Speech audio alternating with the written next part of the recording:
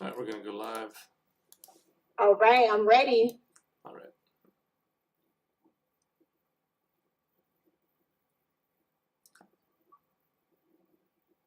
Alrighty, folks, looks like we are live. I'm George with Solo Suit. Solo Suit helps people resolve debt lawsuits. I'm one of the co-founders. If you are on this webinar, you're probably somewhat familiar with our services. Mainly, you can use our software to respond to a debt lawsuit and then get it settled if you've been sued for a debt. We have with us the wonderful Melinda Carrera. She is great. We're going to get a little bit of background from her in just a second. We reserve most of the time on this webinar for questions. So if you have any questions, go ahead and put those into the Q&A, and we will get some of those questions answered for you. So there's a lot of people on the webinar, so just put those into the chat, and we will be responding to your questions in the chat. All right, Melinda, how about you tell us a little bit more about yourself? All right, everybody. My name is Melinda. I'm the owner of Credit Street Financial. I'm currently in a rebranding process, so you guys may see me as Mel Money Gal. It's all one person. So I do credit repair, credit education. I've been in the business now for about 5 years. I started the business because I had terrible credit and I was just fascinated with how much I was able to improve it. And I took it to social media and have been able to help thousands of other people. And a lot of it is from what I've understand and what I've learned is like a lot of people just don't have the education of credit because this is something that is not taught in a lot of schools. So that's where I come in and I teach everybody. That's the truth. Fantastic. And where are most people following you, Melinda? TikTok. Definitely TikTok is my first platform and my second one would be YouTube.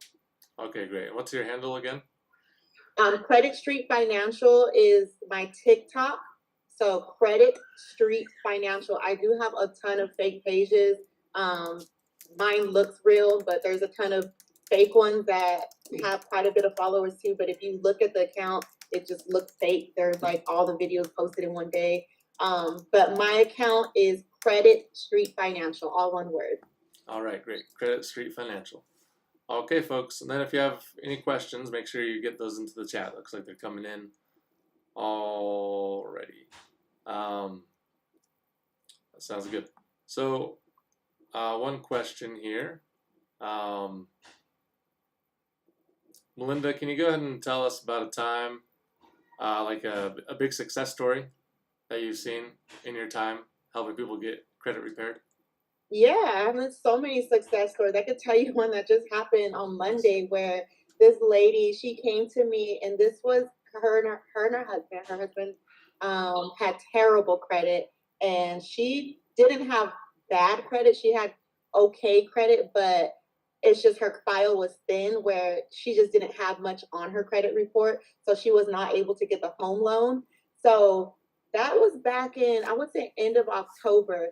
Come last week, they were actually eligible to get the home loan. And it's just the way that their credit has drastically changed in that short amount of time where they're now able to have a home is a huge success, my most recent success story. So being able to like help people get homes is something that really makes me happy. Fantastic. So someone came to you, they had bad credit, you helped them get their credit repaired, and then because of that, they're able to buy themselves a home. Yes, they were eligible to qualify for a loan. Prior to that, they weren't. Husband's credit was bad, but he had the money. Doesn't matter if you have money, you have to have credit. Right. Wife's credit was okay, but she just didn't have much on there. Right. Sounds like a win. That's great. The American dream. Yes. That's great. Yes. We got a question here. I was wondering where to find the template. We got somebody asking about one of Solo Suit's templates to respond to a debt lawsuit. I thought it was on Google template forums, but I don't see it.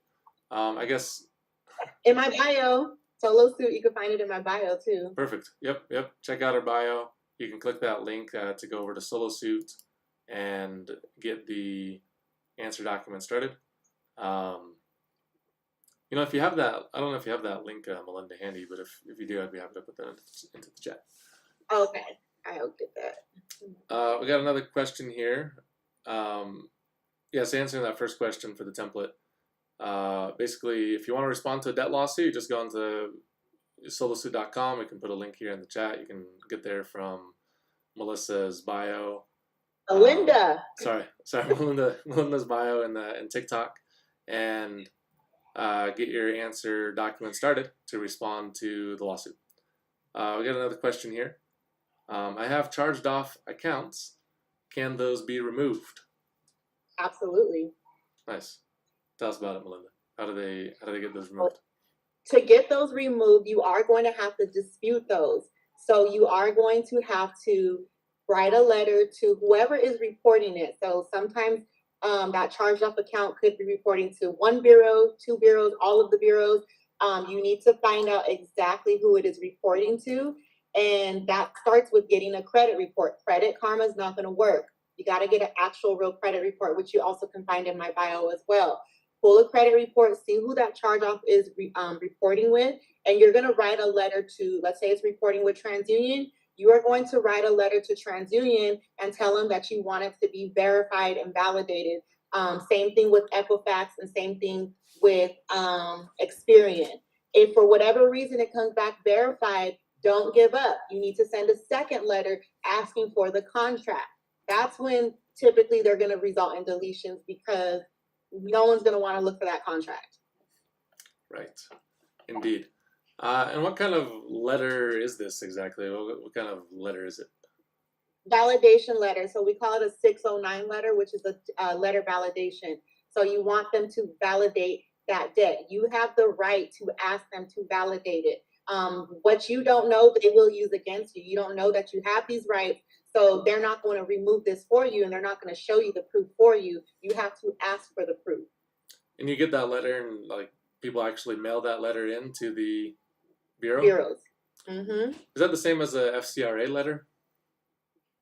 Similar. There's several different letters. I use the 609. My first round, I always use like a 609 letter after you clean up your personal information too. So you want to clean up outdated information on your credit report, because if you have a lot of addresses and phone numbers, employers, and all that stuff, you know, it's easy to verify those debts. So you want to clean up your personal information, which you want to clear up anyways, because it hurts your stability factor. When you go to a lender and they see a bunch of addresses, that's a red flag. So there's many reasons why you want to clean up your personal information. Clean that up, and then go ahead and ask for them to validate and verify that debt, which is a 609 letter, which I do have on my website. Right. Okay, that sounds great. All right, let's see another question we got here.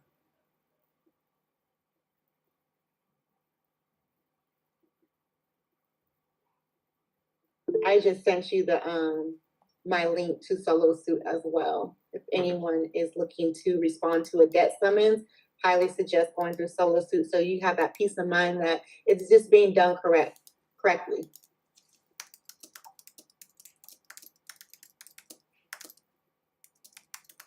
Okay, I'm just going to put that link here in the chat. So here's the link you can use to respond to a debt lawsuit. Great, thanks for sending that. Okay, we got a question here from Robert. I became permanently disabled recently, but was sued by Discover. The court case was moved to July 10th. Should I file for bankruptcy? I think you should contact SoloSuit. Boom, there we go. Contact us. Yeah. Use us to respond to the lawsuit. For prices too. Like right. It's definitely for the peace of mind you're gonna get. Go contact SoloSuit. There we go. Bingo. Melinda, what are your thoughts on bankruptcy generally? Do you have people that you point towards bankruptcy, or do you think credit repair works most of the time for folks? I don't ever point anyone to bankruptcy, but bankruptcy is not the worst thing in the world too. People hear the word bankruptcy and it's just like, oh my God, it's so bad. Bankruptcies are not hard to get off your credit report if the bankruptcy has been there for at least 2 years. So if it's been there for at least 2 years, it is easier to get off the credit report. You don't have to wait the entire 7 years, because bankruptcies, 99% of them like have errors in them. If there's errors in them, they can't be on your credit report. Really? That's hardcore. I haven't heard that before. You're saying that you've seen bankruptcies get removed off of credit reports after just 2 years?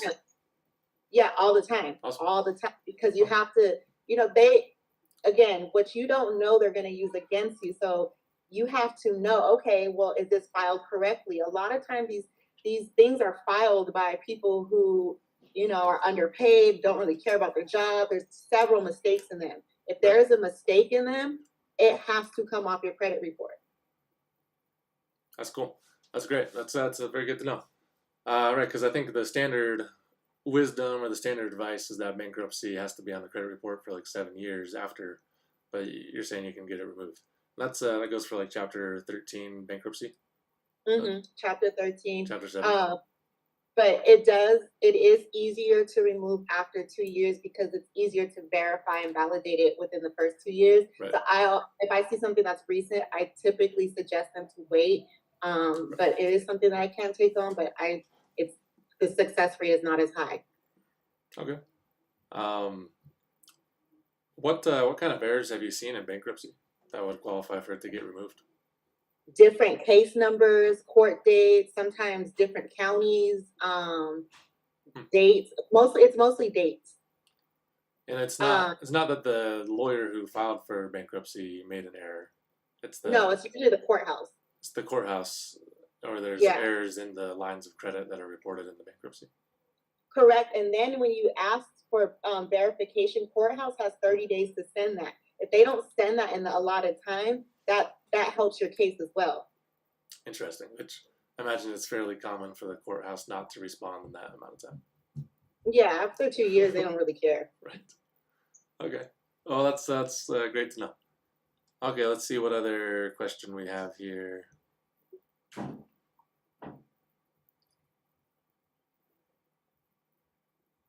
Okay, we got one person who used the debt validation letter.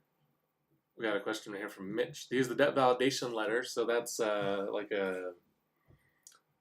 use the debt validation letter. Then they received the confirmation of the debt from Midland Funding in November. What should they do next? So Midland apparently responded with the confirmation. So I answered that earlier. You're going to ask for verification, and then if they do verify it, you don't want to give up. Now you want to ask for proof of the contract. And if it's Midland, that's a collection agency. They're not the original. They're not the original lender or creditor. So they 9 times out of 10 are not going to have the original contract. If for whatever reason they do have the original contract, you're going to want to ask for a signed contract. They're going to have some stuff that they just put together. You're going to want to see a copy of the original contract. It is your right to see that. So if the contract is just like the form, kind of like the terms of service contract from an online agreement, you're saying that's not going to count? It's got to be signed? It needs to be an actual, it doesn't necessarily need to be signed, but it needs to be something that either you, like a screenshot of what you did online when you applied for it, or it needs to be the actual contract from the bank. But it's going to be like something, they're going to just send some generated letter. No, you have the right to see your original contract. We live in a world where there's a lot of fraud going on. So, if that was a case where it really wasn't yours, you would be like, well, I want to see the original contract. Right. For sure. 100%. Right. Okay, so try to get the real contract. Yes, Midland's probably is not going to send it. I'm very familiar with Midland. Right. Got a question from Desiree. How do you clean up your personal information like old addresses? So you're going to go onto the Experian website, which is completely free, Experian.com. You're going to go to TransUnion and Equifax. TransUnion and Equifax have 2 different websites. MyEquifax.com is the dispute website.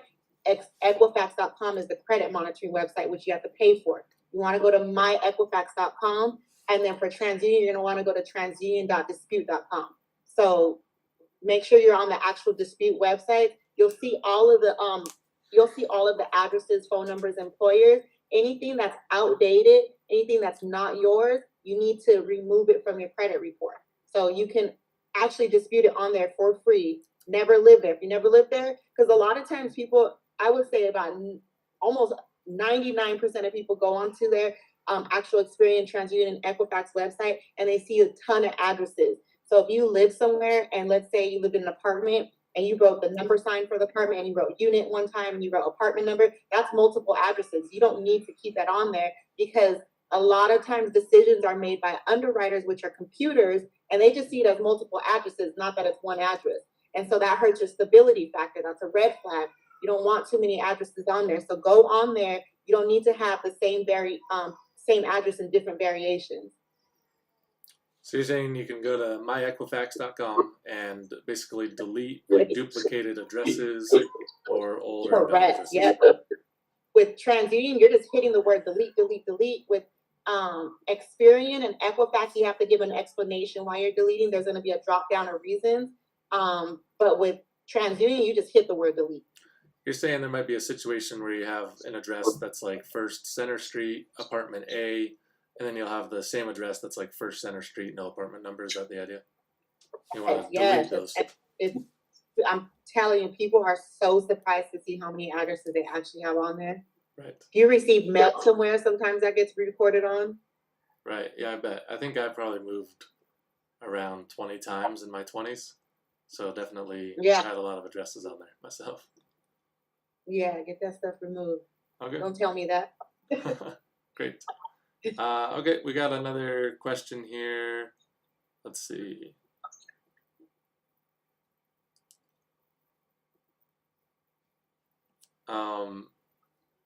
This one, seems like a question on people's minds here. It might be a little bit of a duplicate question, but another person's asking.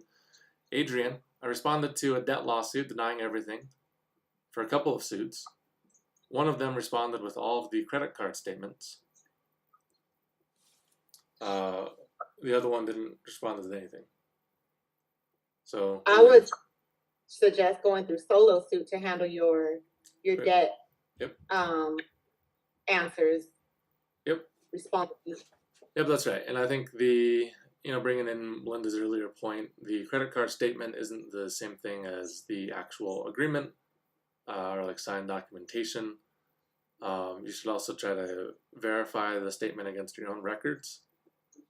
And if when it gets to a lawsuit, most people that are coming into solo suit ultimately want to settle the debt because they feel like they may owe a portion of the debt.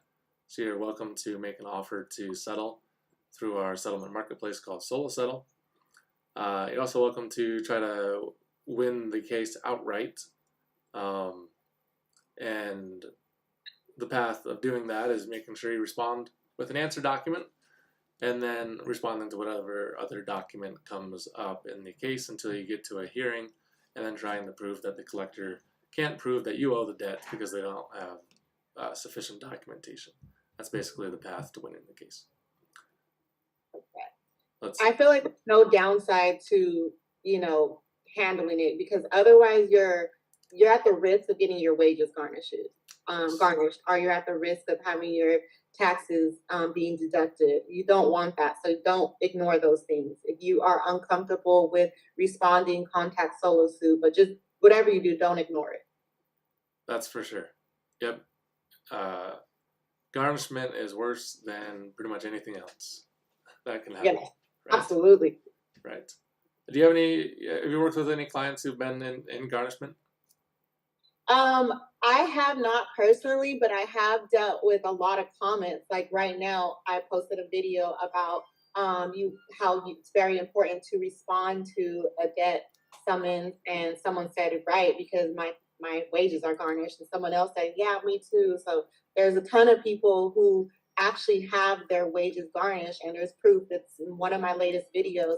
There's hundreds of comments of people talking about how they are in a similar boat. So I expressed to them that it's very important to respond to those. If you need help, solo suit. Yeah, for sure. Yeah, real bad news for sure. We got another question here from Michelle. Sounds a little bit of a complicated one. Can a creditor force you to disclose the information for the individual who had stolen my identity in order for the debt to not be mine? A creditor can't force you to do anything. Boom. Great. Can you elaborate a little bit more maybe on that? Like what do people do in a situation of a stolen identity? So if it really is identity theft, then you definitely have the upper hand. If it is really identity theft, you're going to have to file an FTC report, which is identitytheft.gov. File an FTC report saying you have. There's going to be a link on there. You're going to start your. It's not considered a dispute, but you're starting your case, and then you're going to say, "I believe I'm a victim of identity theft." You're going to select that option, and then it's going to ask you to enter in that creditor information. Once you actually file that FTC report, you're going to get a reference number. You're going to call each bureau on the phone that is actually reporting that and let them know you have that FTC, you already filed it for identity theft. That should result in the deletion as well. Bingo. But you have to file that FTC report, which is an identity theft report. Okay, great. So if your identity has been stolen and you're getting hounded by collectors as a result, file the identity theft report with the FTC. Identitytheft.gov. Great. We got a question from Mitch.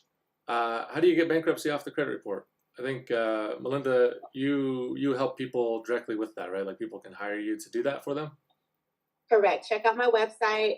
If you are looking to do it yourself, you are going to have to get the original paperwork to see the case number or docket number. And then you need to have the courthouse. There's going to be a lot of paperwork, but you need to check all of that out. You're also going to have to go online, and you are going to have to, there's a website. I'll actually put it on my website when I find the exact one, but you are going to have to file a dispute on that website.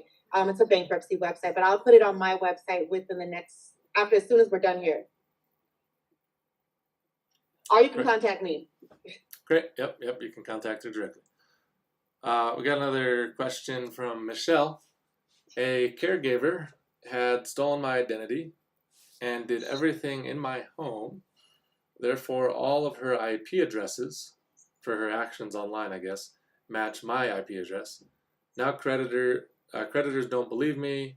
What do I do? Is this something SoSuit can handle? Are there any fees? So it sounds like, reading between the lines just a touch here, it sounds like creditors are hounding her for debts that the caregiver incurred, and the IP address matches because it was identity theft by someone with access to the house.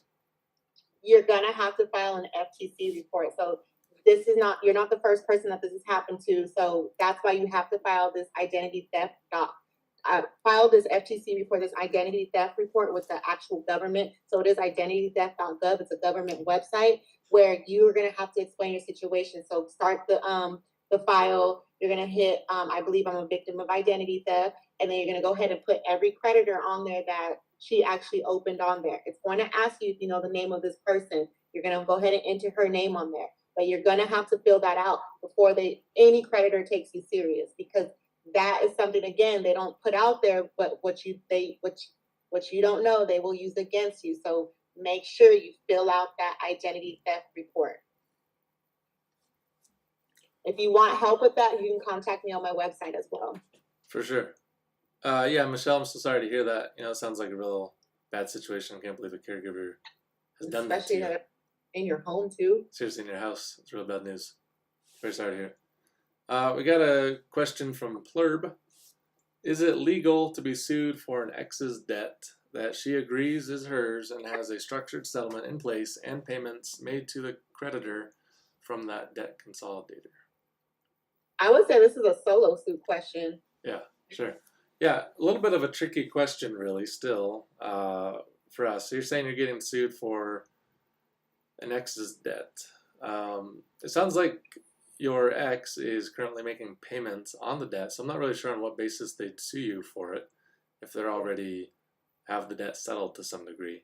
Generally speaking, whether or not you can be sued for an ex's debt is a matter of what state you're living in. Oftentimes, it is the case that you can be sued for a debt that they incurred. I believe most states have a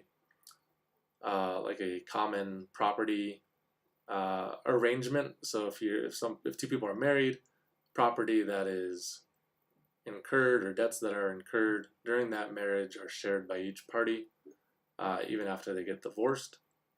I believe that's the more normal situation in states, but some states have it where once you get married, property and everything is still separate.